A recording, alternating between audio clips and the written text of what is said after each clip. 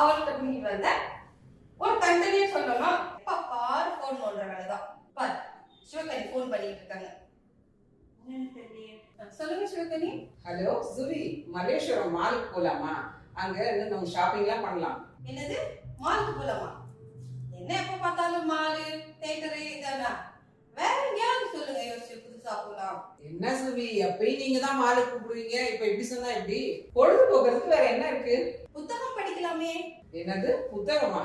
பெங்களூர்ல எல்லா இடத்துலயும் தேடி பார்த்திருக்கிறேன், தமிழ் புத்தகங்களே கிடைச்சது இல்ல. ஏன் இல்ல? டிசம்பர் 5ஆம் தேதியில இருந்து 14ஆம் தேதி வரைக்கும் தமிழ் புத்தக திருவிழா நடக்குது. என்னது தமிழ் புத்தக திருவிழாவா? சரி சரி, அப்படியே இருந்தாலும் புத்தகத்தை தவிர வேற என்ன இருக்க போதுங்க? ஏன் இல்ல?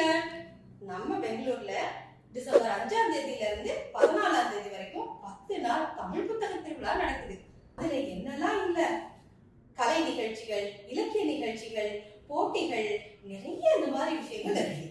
IAS ஆபீசர்ஸ், விஞ்ஞானிங்க, இன்னும் நிறைய பிரபலங்கள் வர்றாங்க. அவங்களெல்லாம் பாக்குற வாய்ப்பு கிடைக்குது. ஓஹோ அப்படியா? இந்த தடவை நான் புத்தக திருவிழாவில் கலந்துக்கிட்டு ஒரு வருஷத்துக்கு தேவையான புத்தகங்களை வாங்கி குவிக்க போறேன்.